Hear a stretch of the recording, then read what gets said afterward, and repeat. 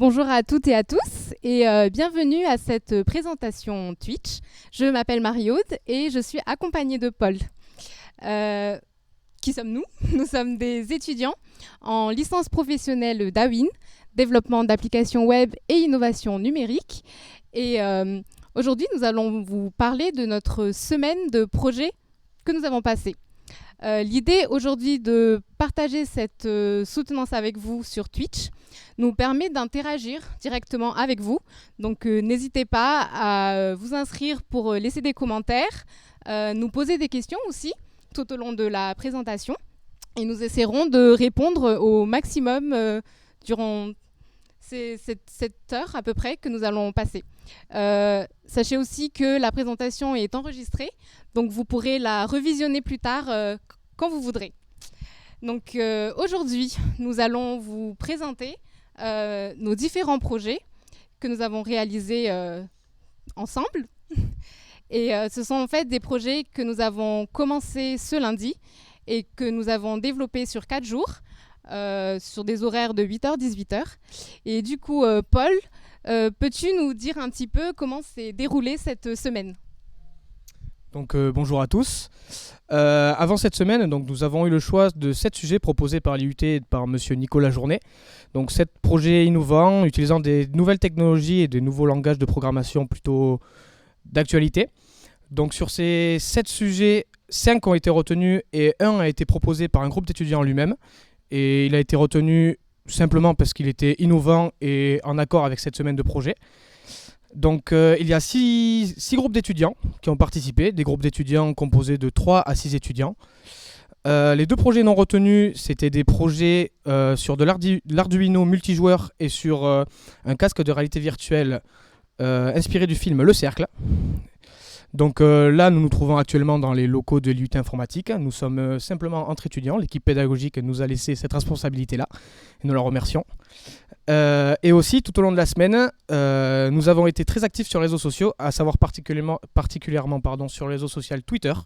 Donc vous pouvez nous suivre, vous le verrez dans le chat. Tous nos pseudos seront dévoilés et vous pouvez nous suivre et regarder tout ce que nous avons réalisé au fur et à mesure. Donc je vais laisser Marie-Aude vous introduire le premier projet que nous allons vous présenter. Alors nous allons commencer par un tout premier projet qui a été lancé par une entreprise qui s'appelle Phility Labs. C'est en fait une application qui permet d'inviter ses collègues à prendre le café. Alors Thibaut, Maël et Antonin, à vous la parole. Donc bonjour tout le monde, donc nous on va vous présenter le projet Kawap, donc, qui a été, comme Marie-Aude l'a dit, proposé par l'entreprise Phility Labs. Donc Phility Labs, c'est une agence du numérique qui est sur Bordeaux et qui est vraiment innovante et pour preuve, elle nous a proposé un projet en fait centré autour de la Google Home. Donc la Google Home, pour ceux qui ne savent pas, je ne sais pas si on la voit très bien, c'est cette petite enceinte connectée qui est là. Et elle intègre en fait un assistant vocal qui peut nous aider dans la vie de tous les jours à, par exemple, demander de l'actualité du jour, demander la météo du jour, tout ça avec la voix. Et donc l'enceinte nous répond directement. Et on peut également pousser un peu le concept un peu plus loin et utiliser tout ce qui est par rapport à la domotique par exemple, donc tout ce qui est gestion de la maison connectée, avec par exemple allumer des ampoules connectées à distance avec sa voix. Et nous, dans cette optique-là, en fait, et en suivant le projet proposé par Phility Labs, on a en fait développé une application qui permettait, au sein d'une entreprise, donc, de inviter des personnes d'une liste d'amis à effectuer une pause café. Donc, par exemple, pour se retrouver, discuter de certains projets au sein de l'entreprise. Donc, je vais laisser Maël vous présenter le fonctionnement de l'application qui est reliée à la Google Home. Donc au niveau de l'application, qu'on va vous afficher maintenant. Donc dans un premier temps, en fait, nous on a mis en place un système d'authentification qui permet aux différents utilisateurs de se connecter directement sur Kawap. Et une fois connectés, on arrive sur une première page d'accueil. Donc sur cette première page d'accueil, on peut voir dans un premier temps un graphe. Ce graphe, il représente le nombre de cafés qui ont été bu dans l'entreprise sur la dernière semaine de travail. Et on a également mis en place un petit en dessous en fait un petit classement des 5 plus gros buveurs café de l'entreprise. Également pour le confort de l'utilisateur, on a rajouté une petite fonctionnalité qui permet de mettre le site en lumineux et de le remettre en sombre. Maintenant, du coup, passons au cœur de l'application qui est la gestion des amis. Donc un peu à l'image d'un réseau social ou de Skype, on a une première liste d'amis qui s'affiche avec donc les noms des amis qui sont déjà enregistrés et on peut facilement, en cliquant sur le bouton plus, rajouter un ami. Donc ça ouvre un menu avec une liste déroulante et il suffit de cliquer sur l'ami qu'on veut ajouter dans notre liste, de le sauvegarder et il s'ajoute instantanément dans la liste présente auparavant. Une fois qu'on a cette liste d'amis, c'est à ce moment-là qu'on va se rendre à la machine à café où est présente la Google Home et où on va simplement parler à Kawap pour inviter nos amis. Et c'est là que je vais laisser Antonin vous faire la présentation. Voilà, donc grâce à une interface de Google qui s'appelle Dialogflow, on a pu personnaliser la Google Home selon nos besoins. Et donc, on va vous faire une présentation de notre assistant personnel du coup qui s'appelle Kawap. Donc, je vais vous faire la démo. Donc, OK Google, lance Kawap. OK, je vous affiche la version test de Kawap. Salutations. OK Google, pause café organisée par Antonin.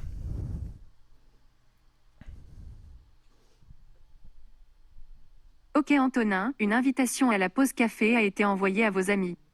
Voilà, donc on peut voir là sur les téléphones qui sont affichés là, donc que les notifications s'affichent en fait sur mes amis, donc que ce soit Paul, Thibaut qui ont été ajoutés, ou encore Marie-Aude.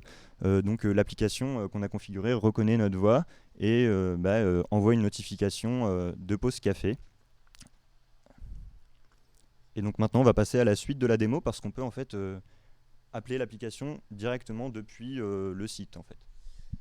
Alors, avant de montrer la deuxième solution pour envoyer une invitation, en fait, ce qu'on a également mis en place, c'est une fonction pour être hors ligne, parce qu'on s'est dit qu'un salarié de l'entreprise pouvait très bien, une journée où il travaille, avoir besoin de ne pas être sollicité par ses collègues qui ont besoin de faire des pauses café. Et c'est pour ça que, donc là, on va vous montrer, on se connecte sur le compte de Marie-Aude, qui était une des amies d'Antonin. Et en fait, en se connectant sur son profil, on peut directement cliquer sur le bouton pour se mettre en mode hors ligne. Et une fois qu'elle est en mode hors ligne, elle ne recevra plus de notifications. Donc on va faire un deuxième petit test pour montrer en cliquant simplement sur la tasse de café, qui est la deuxième solution. Et du coup, normalement, les portables de Paul et de Thibaut vont se rallumer en recevant la notification. Et puis celui de Marie-Aude, qui était également son ami. Donc maintenant qu'on vous a présenté un peu la manière de fonctionner de l'application, on va aborder les points un petit peu plus techniques et pour ça je vais laisser la parole à Thibaut. Alors bonjour, pour l'application, donc, comme l'a dit Mario, on l'a développée en 4 jours. Donc c'est une version bêta encore, il y a beaucoup d'axes d'amélioration à développer. Alors pour commencer, en fait, on avait fait un Trello en découpant bien les tâches pour que tout le monde puisse faire un peu ce qu'il veut. Donc dans ces tâches, il y avait les tâches requises par le Phility Lab et des tâches plus personnelles. En fait, on s'était dit ce serait sympa de pouvoir faire ça. Donc en fait, on n'a pas eu le temps de tout faire parce qu'on avait un peu des motivations fortes.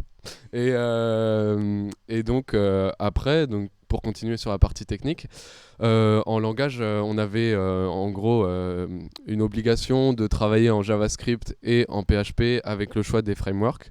Donc on a décidé de partir sur du Vue.js et du Laravel. Alors pourquoi ces deux choix ? Parce que en fait simplement c'est des frameworks qui sont beaucoup utilisés en ce moment, puis on les avait déjà vus en cours.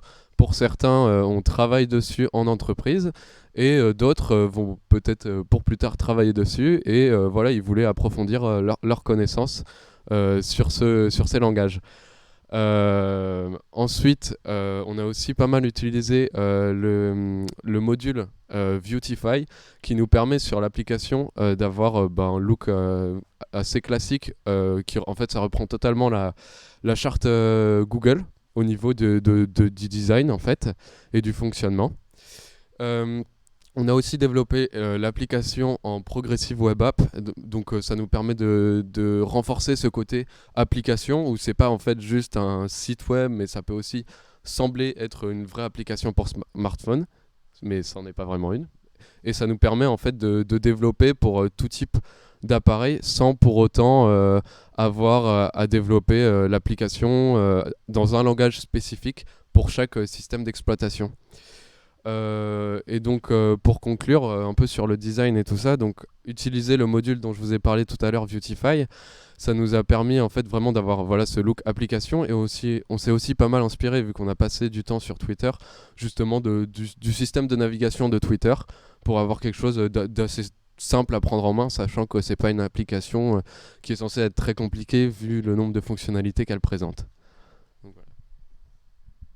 Donc voilà, donc si maintenant vous avez des questions à nous poser par rapport au projet sur le chat, n'hésitez pas. Donc effectivement, tout au cours de votre présentation, nous avons eu plusieurs questions. Donc on va commencer par les questions de Madame Marty, enseignante en communication au sein de l'IUT, il faut le rappeler. Première question, en quoi le projet est innovant ? Principalement de par l'utilisation de la Google Home, c'est quelque chose en tout cas qu'on n'a jamais fait à l'université. Puis c'est même un outil qui est quand même assez nouveau dans le principe, quoi. Ça n'existe pas non plus depuis 10 ans, il me semble. Et même aussi au niveau des langages, les langages, c'est des langages assez jeunes, surtout pour Vue.js. Donc c'est un peu ce qui fait partie de l'innovation, quoi, voilà. Très bien. Et deuxième question de Madame Marty, si le volume est faible et que l'on n'articule pas, est-ce que ça marche quand même, la commande vocale ? Ça, faut voir ça avec Google, en fait. Ça marche. On a eu pas mal de problèmes quand même au niveau des tests. Des fois, ça a échoué alors qu'on pensait le dire assez fort, d'avoir bien articulé. Donc, de toute façon, c'est une intelligence artificielle qu'il faut muscler, en gros, quoi. Et c'est surtout Google de gérer ça. C'est pas. Voilà. Parfait. Merci beaucoup, messieurs. Donc, je laisse la parole à Mariode qui va vous introduire le prochain projet qui arrive.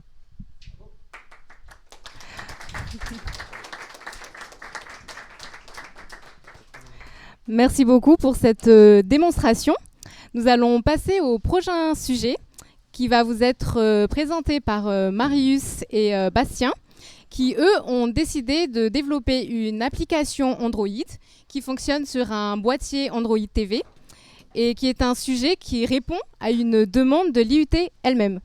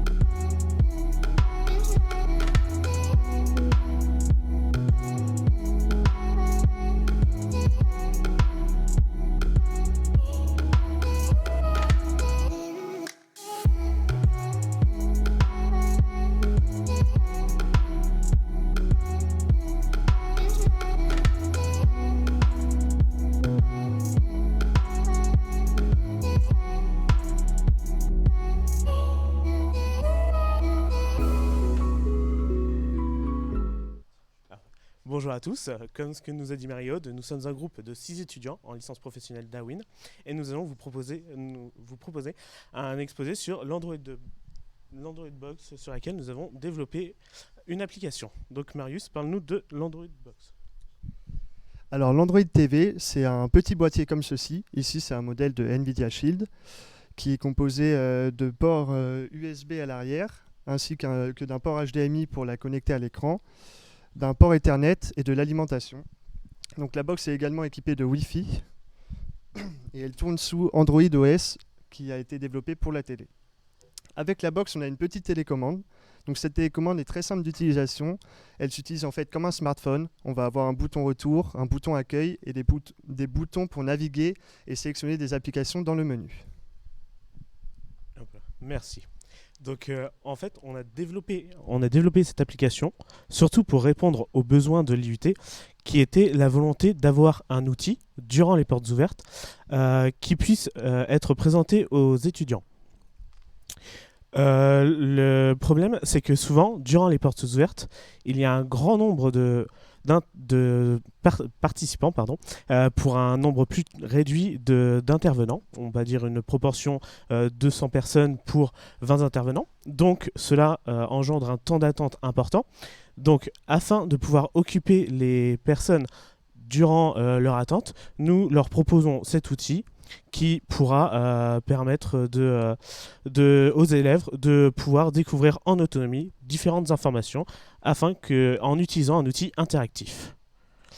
Alors, c'est une application télé qui est interactive. Elle servira d'hôte d'accueil pour s'occuper. Elle servira surtout aux étudiants pour s'occuper en attendant. On pourrait imaginer un sas d'attente avec une dizaine de télés, accompagné d'une dizaine de box, sur laquelle chacun pourrait regarder les informations, récupérer les contacts. Cela permettra de faciliter l'accès à l'information, surtout par rapport à l'IUT avec des contacts, mais aussi par rapport aux formations proposées par l'IUT, aux projets, au contenu, parce qu'on sait déjà que derrière tout cela, l'IUT a déjà 8 ans de projet, donc ça nous donne environ 70 vidéos sur YouTube, donc avec différents types de contenus. Hop, Marius, présente-nous l'application. Donc lorsqu'on anime l'Android TV, on arrive sur ce menu qui en fait est le menu principal de l'Android TV où on retrouve les applications installées via le Play Store ou installées de base sur l'Android TV. Donc on voit que notre application est installée directement sur la box. Donc quand on rentre dans notre application, on a tout d'abord un menu principal qui permet de naviguer facilement et intuitivement vers les sous-menus. Donc la première catégorie du menu, c'est l'accueil, sur laquelle on retrouve 2 pages. D'abord l'actualité sur nos réseaux et ensuite les informations. Donc on va commencer par la page des informations.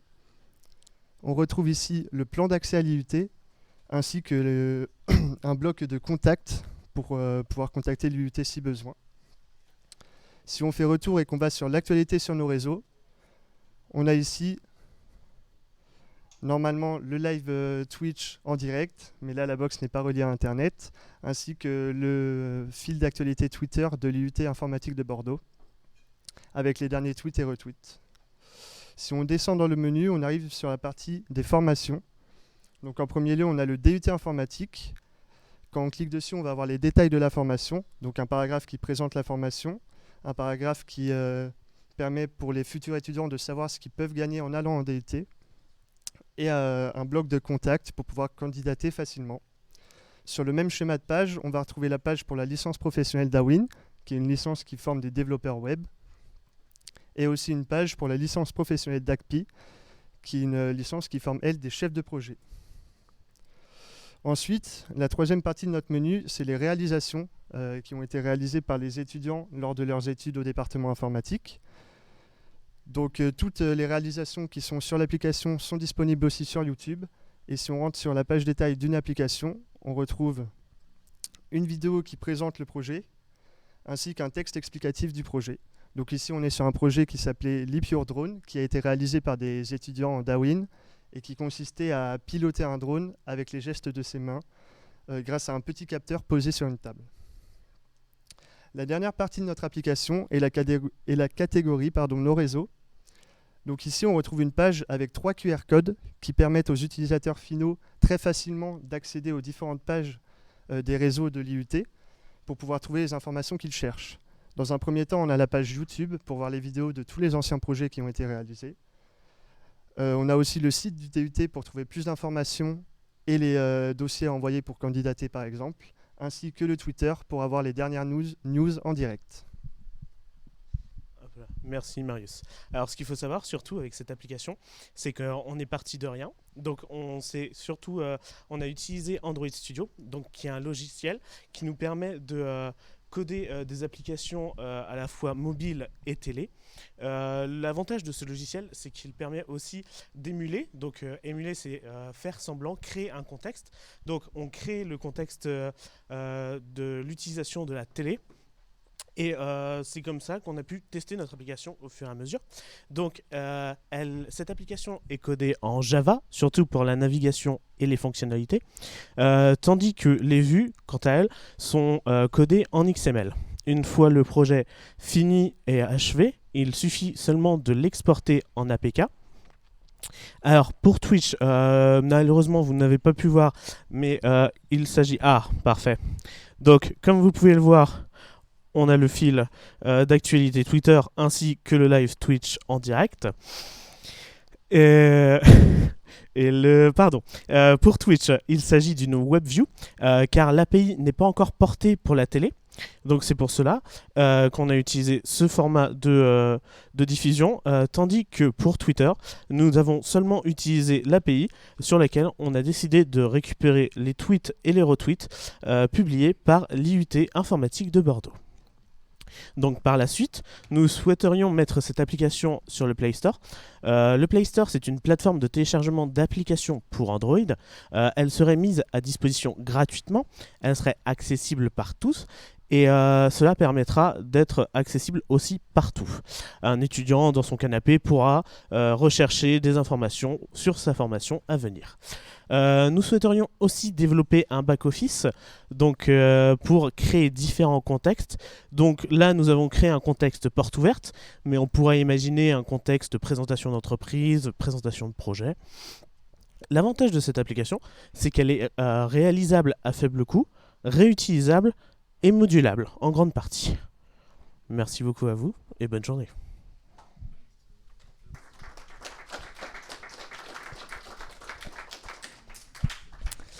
Merci messieurs. Donc comme prévu, quelques questions provenant du chat. Donc question de monsieur Poulpi. Est-ce qu'on est obligé d'utiliser la télécommande pour naviguer ? Je vais laisser mes acolytes répondre à... Non, il y a la possibilité aussi de faire avec un clavier ou une souris, parce qu'on peut brancher des prises, par exemple USB sans fil pour les claviers et souris. Et avec cette box-là, on a la manette aussi qui peut fonctionner, mais après en commande vocale, ça ne fonctionne pas. Merci. Et autre question toujours de monsieur Poulpi. Est-il possible de faire défiler automatiquement les écrans ou de contrôler à la voix, un petit peu comme le Google Home qui nous avait été présenté précédemment ? Bonjour. Alors oui, je pense que c'est possible et que c'est à mettre en place. Nous, on ne l'a pas mis en place pour ce projet-là, mais en tout cas, ça peut être un projet et une amélioration à réaliser sur ce type de projet. Oui. Très bien. Merci beaucoup, messieurs. On se retrouve après une petite page de pause pour le prochain projet Play in Band. A tout de suite.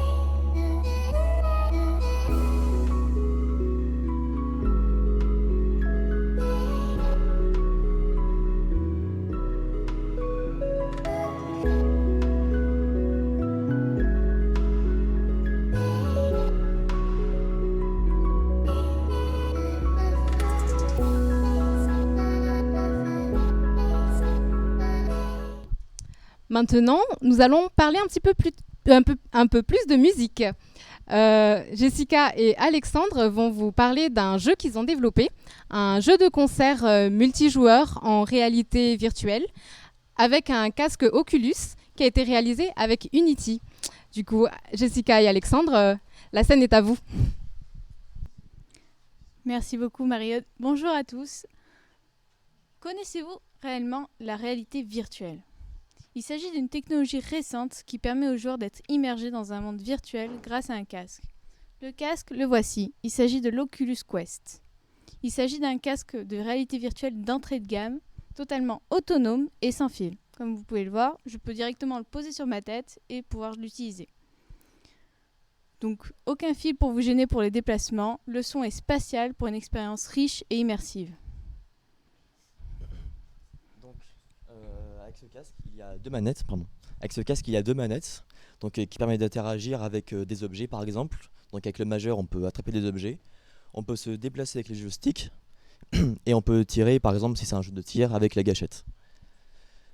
Avec ce casque, nous proposons donc Play in Band. Donc, c'est un jeu vidéo de concert en multijoueur où l'on peut jouer avec des instruments. Le jeu actuellement il dispose d'une batterie, d'un triangle, des congas et des congos. Dans notre cas, on peut attraper les baguettes pour pouvoir jouer avec les différents instruments placés sur la scène. Les sons seront entendus par tous les joueurs qui sont avec vous, comme dans un vrai concert. Notre petite équipe, composée de 6 étudiants totalement investis dans ce projet innovant, incluant des développeurs et des graphistes. Le jeu a été réalisé en 4 jours au sein de l'IUT de Bordeaux, par des joueurs, pour des joueurs. Un des avantages de Play in Band est de pouvoir jouer entre amis ou en famille, en créant un monde virtuel, musical et interactif. Nous voulons rassembler les joueurs et créer ainsi un lien de collaboration dans une nouvelle communauté. Bien, assez parlé, place à la démo. Donc tout ce que vous avez à faire, c'est de poser le casque sur vos yeux, définir une zone de jeu et de lancer le jeu Play in Band. Donc actuellement, nous avons Théo qui doit être en direct. Donc son casque est branché avec un câble, donc c'est pour que vous puissiez voir la vidéo donc sur Twitch. Donc dans un premier temps, il va faire son Guardian, donc c'est une zone de jeu qui permet de ne pas prendre les murs quand il joue, parce qu'il va pas. Donc il lance le jeu et il arrive dans le menu principal. Donc c'est bon, Théo ? Vas-y, bouge les mains. Okay, c'est bon. Parfait. Donc ce ne sont pas des musiciens, donc ils vont faire juste une démo avec les instruments de percussion. Donc dans un premier temps, ils sont dans le menu principal. Il va cliquer sur Let's Play pour rejoindre la scène en multijoueur. Donc normalement nous avons un autre joueur qui est pas en caméra. Voilà, on a un chrono qui s'allume. Ils ont à peu près une vingtaine de secondes pour se préparer.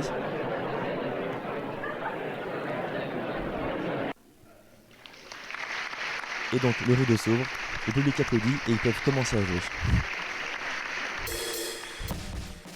Donc là en ce moment nous avons Théo à la batterie.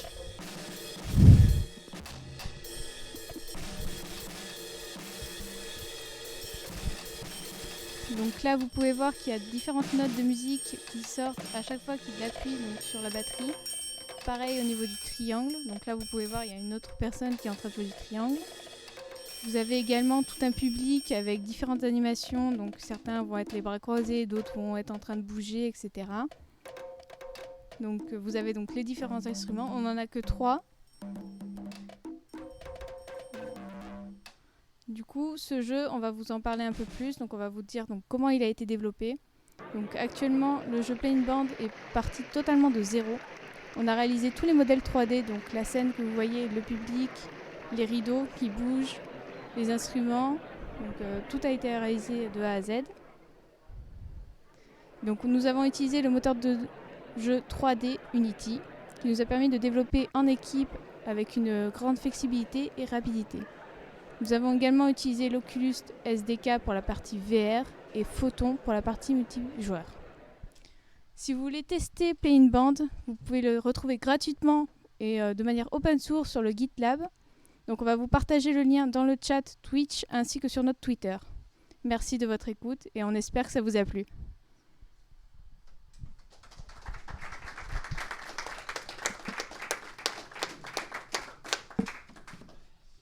Très bien, merci à vous. Donc une question sur le chat de la part de Madame Marty. Est-ce que cela peut remplacer complètement des concerts en live à long terme, selon vous ? Alors là en ce moment non, parce qu'il y a quand même un peu de latence. Enfin, il faudrait travailler encore un petit peu la physique parce qu'on ne peut pas vraiment avoir un vrai tempo. Voilà. Et puis c'est sur internet, donc Très bien, merci. Autre question de la part de Madame Marty toujours. Quelles technologies ont été utilisées lors de cette semaine? Alors pour ce projet, on a utilisé donc le moteur de jeu 3D Unity. Ensuite, pour la compatibilité avec l'Oculus Quest, on a utilisé le SDK Oculus, ainsi que Photon, qui est donc une librairie permettant le fonctionnement en réseau du jeu. Et c'est à peu près tout. Voilà. Très bien, merci. Et enfin, troisième et dernière question de la part de Paperplane. Quels sont les instruments jouables et est-ce que aussi vous souhaitez ajouter de nouveaux instruments à votre jeu? Donc actuellement, nous avons que 3 instruments disponibles, donc la batterie, les congos et congas et le triangle. Donc on aimerait avoir eu plus de temps pour pouvoir en ajouter d'autres, mais au vu des 4 jours que l'on avait devant nous, nous n'avons pu qu'en modéliser que 3. Mais dans un futur proche, peut-être en rajouter d'autres, ce serait génial.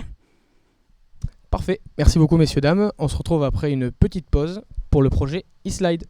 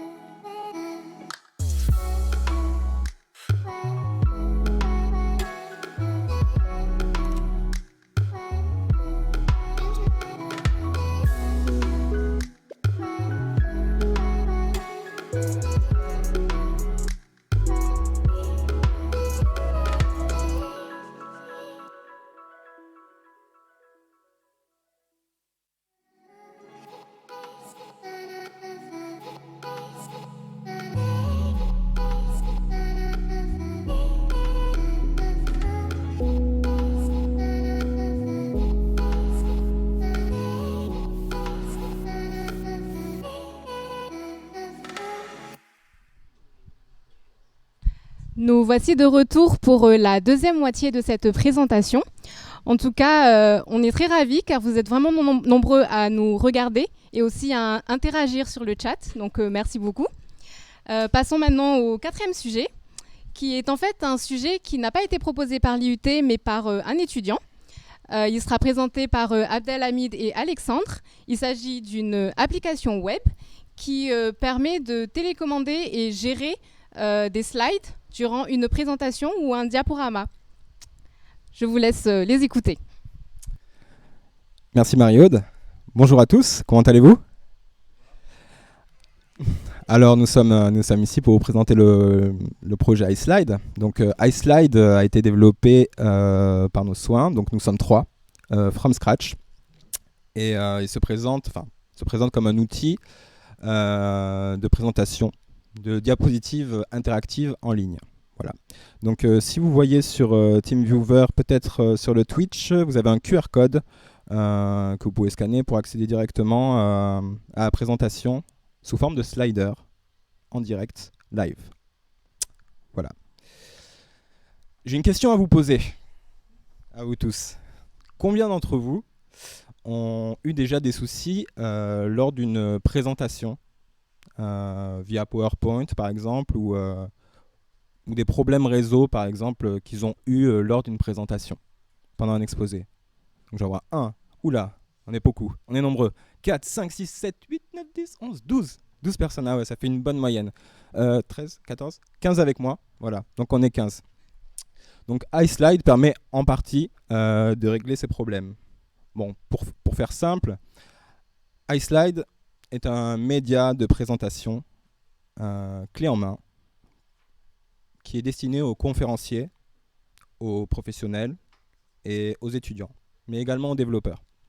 En fait, il vous permet de charger vos slides, tout un ensemble de slides, et ensuite de les diffuser sur différents terminaux. C'est une diffusion multiplateforme. Donc voilà, vous pouvez l'avoir sur votre tablette, sur votre téléphone mobile, sur énormément de devices. iSlide. Oui, j'ai bien dit iSlide, parce que iSlide vous permet justement de outrepasser vos différents problèmes matériels ou réseau. C'est-à-dire, je m'explique. Si jamais, par exemple, vous avez un petit souci, par exemple de Wi-Fi dans la classe, vous avez un problème de projection.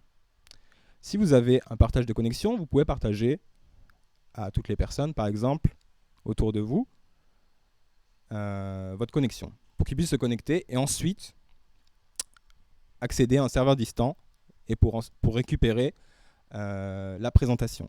Voilà, en direct, live.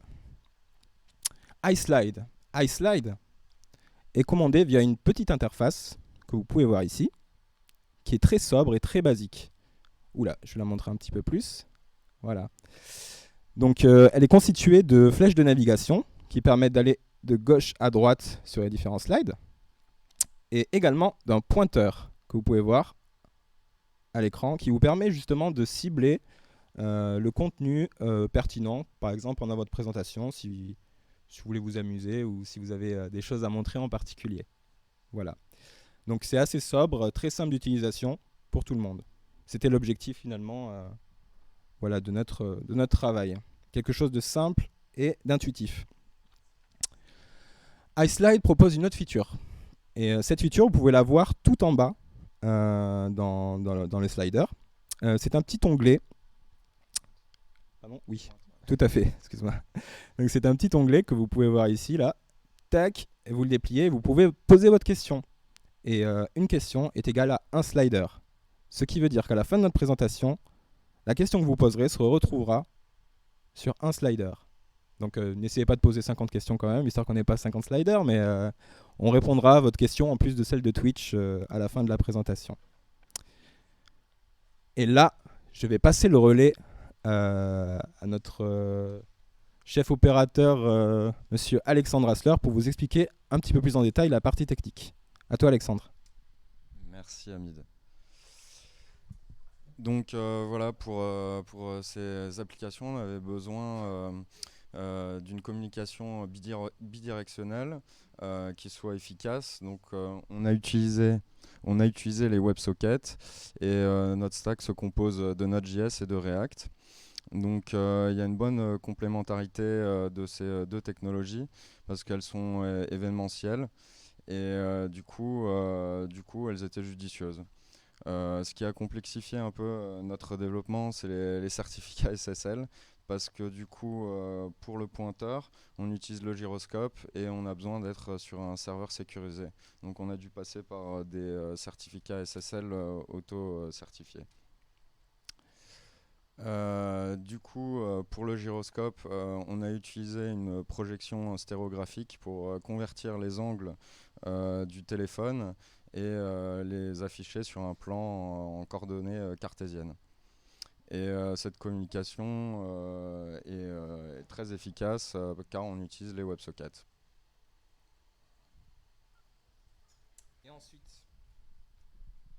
Et ensuite, bon évidemment, c'est une version bêta que nous avons là, donc il y a encore quelques features à développer et quelques problèmes à régler. Évidemment, nous avons eu 4 jours, comme l'ensemble des étudiants ici présents aujourd'hui. Big up d'ailleurs à tout le monde. Et donc, quelles sont les améliorations possibles? Donc, on pourra entrevoir, enfin pour l'instant, en tout cas, on a testé, on peut se connecter à peu près, on peut avoir une dizaine, voire une quinzaine de clients en live and direct sans problème, voilà, qui suivent l'exposé en temps réel.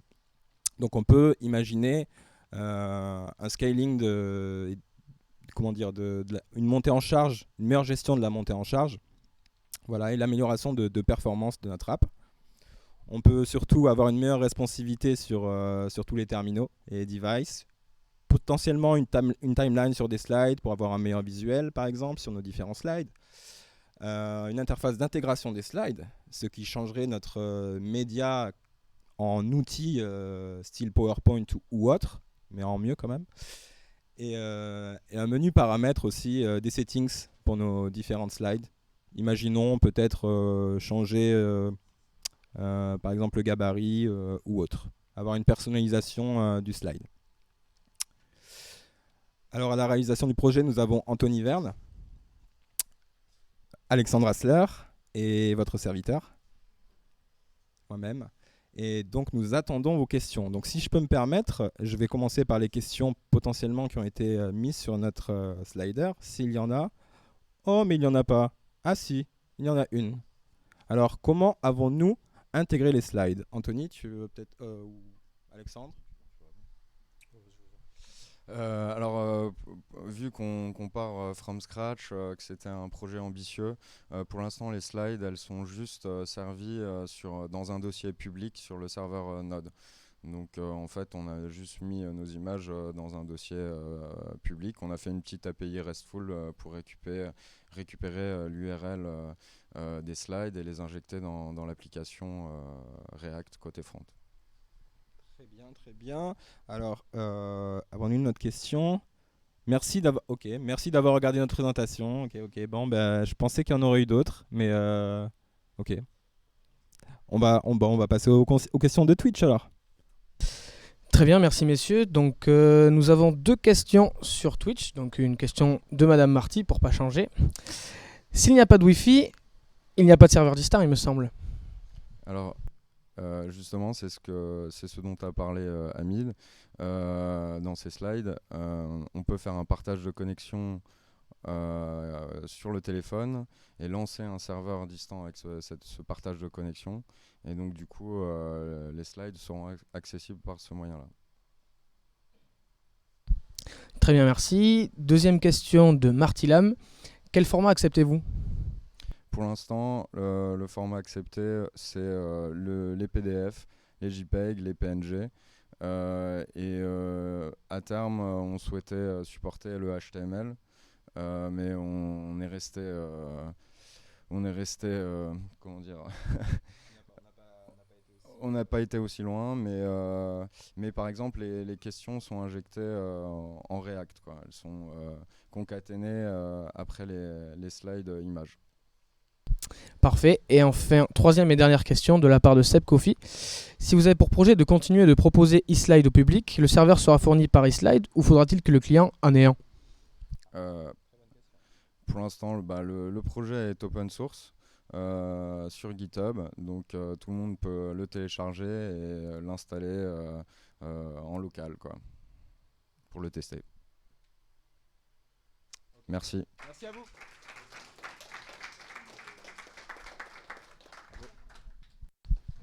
Parfait, merci beaucoup messieurs.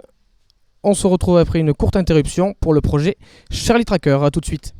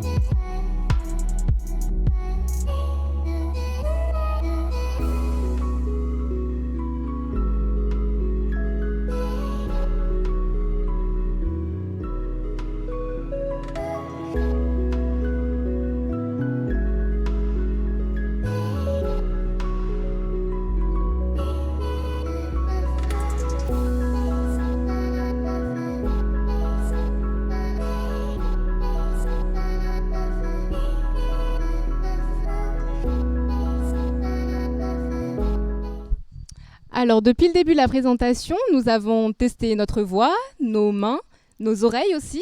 Alors maintenant, nous allons tester nos yeux. Le prochain groupe a développé un célèbre jeu, Où est Charlie, à l'aide d'un eye tracker. Alors, Sylvain et Damien, c'est à vous. Merci Marie-Aude. Bonjour à tous. Connaissez-vous l'eye tracker? C'est un fameux outil technologique très récent. Comme vous pouvez le voir, il s'agit d'une barre horizontale que l'on va venir placer sous l'écran de l'ordinateur et qui, grâce à un rapide calibrage via de multiples caméras dedans et des infrarouges, viendra capter votre regard le plus précisément possible. C'est utilisé dans divers domaines, notamment dans les jeux vidéo, par exemple dans le jeu League of Legends pour les joueurs professionnels, ce qui leur permet de regarder la fréquence à laquelle ils regardent la minimap. C'est aussi utilisé dans les voitures très récentes pour éviter que le conducteur s'endorme. C'est aussi utilisé pour les personnes handicapées moteurs qui, elles, vont pouvoir, grâce à cela, par exemple, écrire. Et est-ce que vous connaissez cet homme grand avec de petites lunettes rondes, un bonnet rouge et blanc et vêtu de la tête aux pieds d'habits de la même couleur? Je parle évidemment de Charlie, du jeu Où est Charlie? C'est sûr que vous connaissez, vous avez dû vous prendre la tête entre vos deux mains un nombre incalculable de fois quand vous l'avez cherché sur votre BD. Eh bien, que diriez-vous de combiner ces deux choses? Chercher Charlie sur l'ordinateur et via cet eye tracker. Alors je vais vous dire une petite chose, un petit secret, ça reste entre nous, mais l'équipe Charlie Tracker l'a fait pour vous, et ce, en 4 jours. C'est une équipe composée de 5 étudiants en licence professionnelle Dawin. Désormais, je vais vous montrer une petite démonstration sur l'ordinateur directement. Donc ici, on se retrouve sur l'ordinateur avec Sylvain, qui a calibré préalablement ses yeux via le eye tracker. Comme vous pouvez le voir, il y a une petite bulle sur l'écran. Cette petite bulle s'appelle le gaze trace. Grâce à cela, c'est la modélisation des yeux de Sylvain. Lorsqu'il se déplace sur l'écran, par exemple en haut à gauche ou en bas à droite, ce sont ses yeux qui se déplacent.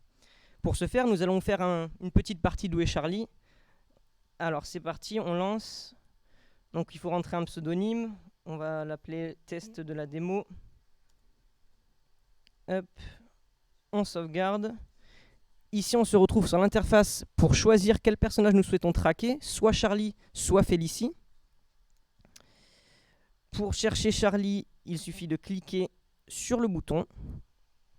Une fois ici, nous nous retrouvons sur l'interface des niveaux. Il y a 20 niveaux avec une difficulté ascendante. Le but, trouver Charlie dans un temps le plus faible possible et en parcourant le moins de pixels possible sur l'écran. Donc il y a 20 niveaux jouables, avec une difficulté ascendante, comme dit précédemment, modélisée par les étoiles. Nous allons commencer par le niveau 1. Comment cela va se passer? Lorsque je vais cliquer, hop, une petite interface va s'ouvrir, indiquant qu'il faut se mettre en plein écran pour une expérience optimale du jeu. Et à ce moment-là, lorsque je vais cliquer sur lancer, Sylvain va regarder sur l'écran un peu partout. Et lorsqu'il trouvera Charlie, il restera 2 secondes sur Charlie. Et au bout de ces 2 secondes, une modale, une pop-up si vous préférez de victoire s'ouvrira avec différentes statistiques. Donc là, je vais lancer la partie. Sylvain va regarder en haut à gauche, en bas à gauche, un peu partout, il se balade. En bas à gauche, en haut à droite, un coup. Et là, il va essayer de trouver Charlie qui se trouve à droite. Il va rester 2 secondes dessus. Et hop, félicitations, vous avez trouvé Charlie, comme vous pouvez le voir. Il était à droite, ici, près des personnages. Vous avez mis 13 secondes à le trouver, la moyenne étant de 23 secondes. La distance parcourue sur l'écran est de 10 843 pixels. Il est au-dessus de la moyenne, en dessous de la moyenne, qui est à 19 445. Et nous pouvons voir qu'il se trouve en 5e position dans le classement. Bon, faisons un petit test maintenant avec un autre personnage, faisons avec Félicie. Donc cette fois-ci, Sylvain va choisir de chercher Félicie. Et nous allons aller sur un niveau un tout petit peu plus compliqué, 2 étoiles. La terreur viking. Donc je lance le niveau, c'est exactement la même chose, sauf que cette fois il ne faut pas trouver Charlie, mais chercher Félicie. Donc Sylvain va rechercher sur l'écran un peu partout où est-ce que se trouve Félicie. Il va regarder les bateaux, en bas à droite, au milieu. Et lorsqu'il la trouve en haut à droite, il reste fixé sur elle et une modale de félicitations s'ouvre. Comme vous pouvez le voir, il a trouvé Félicie à gauche, qui était sur le bateau en 10 secondes. Les moyennes sont très élevées parce qu'on a fait des tests avec un temps, on a laissé tourner pour voir si on avait bien toutes les secondes qui chargeaient, d'où le nombre de temps très élevé. Donc il se trouve en 2e position avec 9026 pixels parcourus et une moyenne du coup de 43 251 pixels. Maintenant, fin de la démonstration, je vais vous parler un petit peu de notre application, comment elle a été développée. Elle a été développée en 3 socles. Tout d'abord, il y a une API C#, une API Node.js et un client front web HTML, CSS et JavaScript avec un tout petit peu de Bootstrap. Alors comment ça communique entre eux? Tout d'abord, lorsque le client va lancer la partie, ça leur va envoyer un message à l'API C# qui, elle, va lancer le timer ainsi que le calcul des coordonnées. Une fois que le joueur aura trouvé Charlie sur la map, l'API C# va envoyer le résultat de ce temps et des pixels parcourus à l'API Node, qui elle-même va renvoyer ses coordonnées au client front et ainsi l'afficher sur la modale de victoire. Je vous remercie tous pour cette écoute. Je vais inviter mes camarades qui ont travaillé avec moi pendant ce projet à me rejoindre pour répondre à d'éventuelles questions que vous nous auriez posées dans le chat. Merci à tous.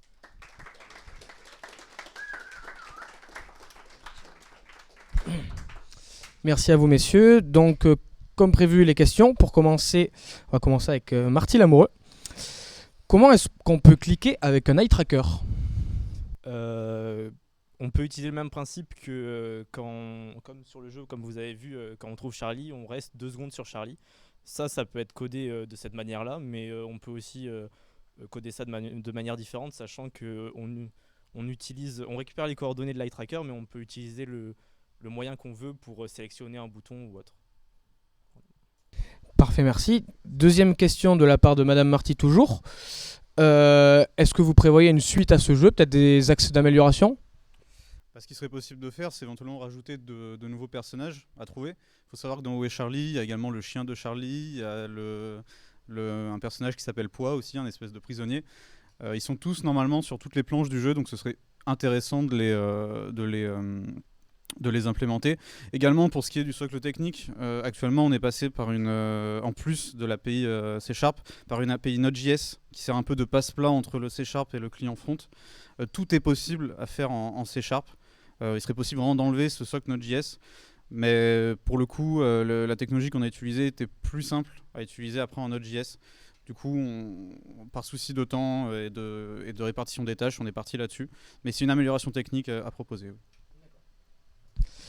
Autre question de Monsieur Marty Lamoureux.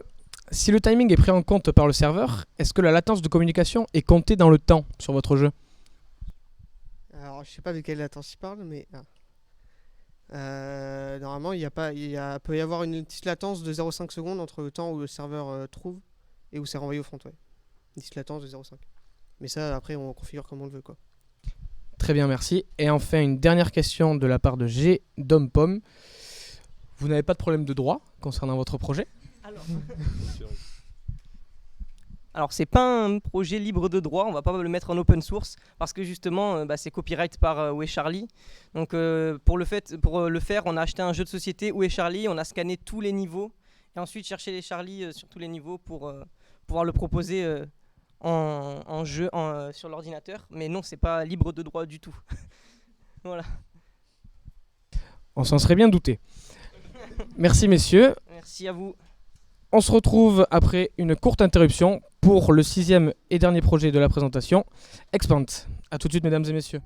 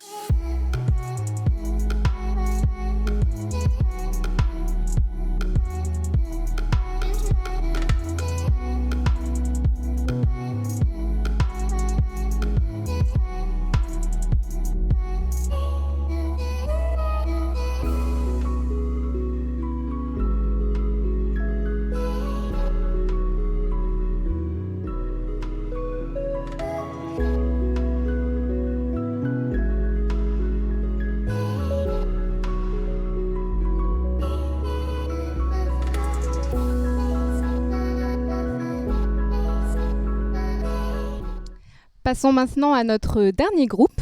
Comme vous avez pu le voir, à l'IUT, on aime bien coder, mais aussi jouer. On a parlé de réalité virtuelle tout à l'heure, mais pas encore de réalité augmentée.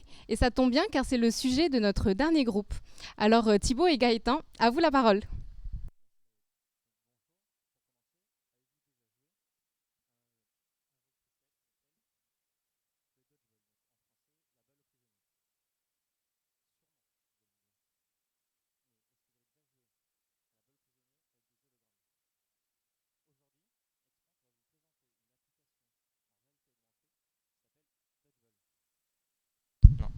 Yes. Donc bonjour.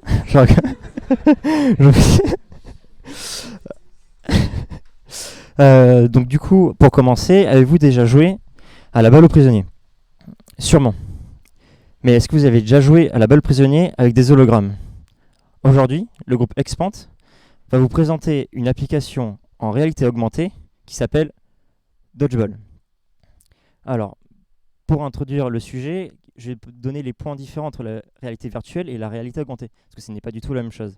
La réalité virtuelle, c'est un environnement recréé artificiellement et virtuellement, d'où le nom, via un logiciel et reproduit par un casque, alors que la réalité augmentée, elle utilise un environnement de l'utilisateur, qui est déjà existant, et y ajoute un hologramme via des devices comme des outils portables et casques. Alors pourquoi Expant a choisi justement la réalité augmentée? Alors dans un premier cas, parce que la réalité augmentée, elle peut être appliquée à plusieurs domaines, donc on verra après. Et ainsi que Expant a eu la curiosité de savoir comment on code de la réalité augmentée et savoir comment on utilise les outils pour justement faire de la réalité augmentée. Alors pour le casque, nous on a utilisé pour notre projet l'HoloLens, que voici. Alors c'est un casque qu'on met justement sur notre tête, qu'on peut voir justement à travers, donc c'est comme des lunettes, donc c'est pour ça qu'on peut voir justement l'environnement. Et grâce à ces lunettes, là, on va pouvoir justement y ajouter des hologrammes. Donc on a un petit extrait qui va présenter l'HoloLens pour que ça soit plus visuel pour vous. Alors comme vous pouvez voir ici, la vidéo, les gens mettent le casque sur leur tête et comme j'ai dit tout à l'heure, ça peut s'appliquer à plusieurs domaines. Ici on peut voir que ça peut s'appliquer notamment à la mécanique. Pourquoi? Parce qu'en fait, on peut voir justement la spatialisation des pièces mécaniques et donc du coup pour savoir où on peut les mettre, etc. Combien de temps ça fait. Ça peut aussi s'appliquer au domaine chirurgical, bien évidemment, puisque on peut voir un hologramme d'un corps et y voir... pour le disséquer par exemple, pour voir les différentes structures, la circulation du sang, etc. Mais aussi on peut le mettre dans le domaine de l'artistique pour pouvoir prévisualiser les décors et pour savoir quelle est la meilleure disposition justement pour votre pièce. Donc maintenant, pour vous présenter brièvement les conditions du projet, on a fait le projet justement en 4 jours et à l'IUT de Gradignan. Et justement dans notre formation de licence pro Dawin. Donc maintenant je vous laisse à Gaëtan qui va vous présenter justement le projet plus précisément. Alors on a eu du coup cette idée avec l'HoloLens de faire un jeu qui serait basé sur un principe de balle. Parce qu'au début on a voulu vraiment faire voir ce qu'on pouvait faire avec la réalité augmentée. Et notre la première chose qu'on a codée vraiment, c'était cette balle que l'on voit. Et donc ce que vous allez voir, c'est que tout ce que vous voyez en blanc, tous ces espèces de triangles, c'est généré par le HoloLens. C'est quelque chose qui s'appelle un mesh. Si je devrais comparer ça à quelque chose qui existe, ça serait... Imaginez si on mettait une couverture sur tous les objets de la pièce. On obtiendrait la forme de tous les objets qui sont dans la pièce, qui en un peu moins précis bien évidemment, mais on aurait une idée de à quoi ressemble la pièce d'un point de vue physique. Et c'est l'HoloLens qui permet justement de vraiment reconstituer cette forme et de faire ainsi interagir les éléments virtuels avec la réalité via cette couche. Donc vous allez voir que la balle rouge avec laquelle on va interagir via un clic va tomber sur chaque table. et rebondir sur chacune d'elles. 1, 2 et 3. Donc la balle tombe sur chacune des tables et rebondit par terre, se met à rouler. C'est un élément totalement virtuel, mais on a l'illusion qu'il peut être réel parce qu'il interagit avec le monde physique.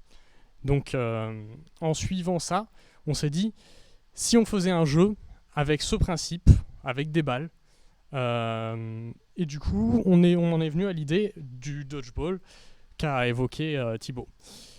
Le problème qu'on a eu, enfin la difficulté plus qu'il y avait, c'était comment lancer les balles sur le joueur qui devra les éviter. Au début, nous avons fait un système d'apparition des balles aléatoire. Le problème d'un système aléatoire, c'est que, évidemment, on n'a aucune idée d'où les balles vont apparaître. Ce qui rend le jeu un peu difficile, bien trop difficile même. Et nous avons réglé ce problème au final via un système de canon à balles que le joueur va placer dans son environnement immédiat et qui vont lui tirer les balles dessus. Cela permet d'avoir une idée d'où va venir les balles et donc rend le jeu, on peut anticiper les balles, ça rend le jeu plus amusant. Donc là je pose les canons en appuyant sur le bouton qui nous donne un nouveau canon et ensuite en cliquant quelque part dans l'environnement, on peut voir la fameuse couverture dont j'ai parlé auparavant. Les canons sont placés et après un compte à rebours, le jeu va commencer. Vous allez voir que les balles vont sortir des canons et évidemment il faut que je les évite. Le problème c'est que la difficulté surtout en fait de ce jeu, c'est d'obtenir vraiment une expérience qui est un peu adaptée à ce qu'on veut en termes de challenge. C'est-à-dire qu'on peut placer autant de spawners qu'on veut jusqu'à un nombre de 5. Donc les canons peuvent aller jusqu'à 5 et sachant que si on les place plus près de nous, le jeu va évidemment être plus difficile. Ici, je joue dans un espace qui est extrêmement restreint, ce qui augmente énormément la difficulté puisque à peine les balles sont apparues, elles sont déjà sur moi. Mais vraiment, avec ce jeu, chaque salle dans laquelle vous jouez peut être une expérience différente et peut en fait vous donner des challenges différents. Par exemple, vous pourriez utiliser une table ou quelque chose dans ce genre pour vous protéger des balles si vous voulez. Et donc les parties durent 60 secondes et à la fin vous êtes présenté avec votre score qui est affiché, le nombre de fois où vous vous êtes fait toucher. Donc ici 35 fois. Pour programmer ce jeu, nous avons utilisé le moteur de jeu Unity, qui est multiplateforme et qui nous a donc permis de mettre en place ce jeu sur HoloLens. Sous Unity, tous les objets doivent avoir des scripts. Ce sont les interactions et les actions qu'on attache à chaque objet et donc qu'on doit programmer individuellement. Nous avons aussi utilisé un ensemble d'outils mis à disposition par Microsoft pour le HoloLens, qui s'appelle le Mixed Reality Toolkit, ou MRTK, et qui donc englobe toutes les fonctionnalités de l'HoloLens, notamment le fameux maillage blanc qu'on a vu, et qui les met à disposition des programmeurs. On a les plus grandes difficultés pendant ce projet, ça a été que nous avons au début utilisé la dernière version du Mixed Reality Toolkit, qui est la version 2, qui est prévue pour l'HoloLens 2, que vous avez sûrement vu dans la vidéo auparavant. Et le problème, c'est difficile, parce que il est prévu de ce HoloLens 2, la sortie est prévue en octobre de cette année. C'est-à-dire, il n'est pas vraiment encore sorti, même si le kit de développement est disponible, il n'y a pas beaucoup de documentation. Et donc, il a été très difficile de réussir à rassembler de la documentation pour faire quelque chose. Donc nous sommes passés au final sur la première version qui nous a permis de mettre en place le jeu avec beaucoup plus d'aisance. Nous avons aussi utilisé le logiciel Microsoft Visual Studio qui nous a permis de déployer justement sur le HoloLens le jeu qui a auparavant été mis en package par Unity. Et je pense que si on devait continuer de développer ce jeu, on ferait sûrement quelque chose de visuellement intéressant, peut-être des effets quand les balles vont être tirées, changer les effets sonores, peut-être mettre des mécaniques de jeu supplémentaires comme des boucliers ou quelque chose dans ce sens. Mais nous sommes vraiment contents d'avoir pu arriver à un résultat qui est jouable et qui peut déjà être amusant et intéressant à tester dans plusieurs salles différentes. Merci de votre attention.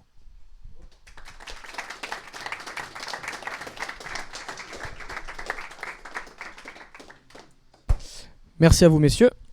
Donc sur le chat, vous avez été nombreux à participer, merci beaucoup. Et nous avons retenu donc 4 questions. Pour commencer, 2 questions de Tony Pereira, présent ici même dans la salle, car étudiant en licence professionnelle Dawin. Quel est le prix de ce casque? La question difficile. Le casque coûte 3500 $ actuellement. Donc voilà. C'est donné. Deuxième question de Tony Pereira. Comment savoir si une balle nous a touché? C'est très simple. On a un son qui est produit quand une balle touche la hitbox du casque, puisqu'on a dû créer justement une hitbox pour faire comme si c'était exactement la personne. Voilà. C'est quoi le son exactement? Il faut y jouer pour le savoir. Bien, merci pour ce teasing de qualité. Question de Madame Marty. Est-ce qu'on peut jouer à plusieurs à votre jeu? Alors non, pas pour l'instant, du fait qu'on avait uniquement un HoloLens, donc on a voulu créer un jeu pour l'instant en solo, comme ça justement il y a des canons à balles, mais pourquoi pas justement faire un multijoueur, et donc là ce serait du coup 2 personnes et pas des canons à balles et se lancer justement les balles. Voilà. Et enfin, 4e et dernière question de la part de Marty Lamoureux, enseignant au sein de la licence professionnelle Dawin. Est-ce que le rendu de l'HoloLens s'adapte bien à l'environnement ambiant? Il faut savoir que l'HoloLens fait un mappage très fidèle de l'environnement en fonction de la fidélité qu'on a programmée au moment où on a programmé le jeu. On peut changer la fidélité du maillage qu'on désire, sachant qu'un maillage plus fidèle demande beaucoup plus de temps à mettre en place. Mais sinon, la fidélité du maillage est très bonne. Un seul point noir, par contre, c'est que l'HoloLens utilise la couleur noire, justement, pour sa transparence, en fait. Ce qui fait qu'on ne peut pas vraiment jouer dans des salles qui sont à la fois mal éclairées et ou avec un sol noir. C'est vraiment les 2 seules restrictions qu'il y a, même si on recommande de jouer dans des salles où il y a assez peu d'objets éparpillés pour pouvoir avoir des rebondissements de balles qu'on peut mieux anticiper. Parfait, merci beaucoup messieurs, on vous remercie chaleureusement. Donc c'est donc la fin de cette soutenance que vous avez été très nombreux à suivre et pour laquelle vous avez beaucoup participé sur le chat, on vous remercie particulièrement. Merci pour toutes vos questions, vos interactions et pour toutes les félicitations que vous nous avez faites. Nous félicitons aussi au nom de Monsieur Journet qui vient de nous le dire toute la promotion qui se situe autour de moi pour le travail fourni tout au long de cette semaine. Bravo à tous.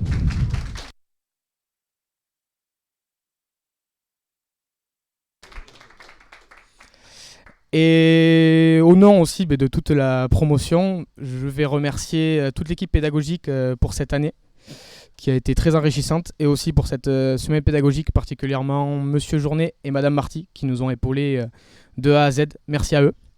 Et je vais laisser Marie-Aude dire le mot de la fin. Bon, on espère en tout cas que le contenu vous a beaucoup plu.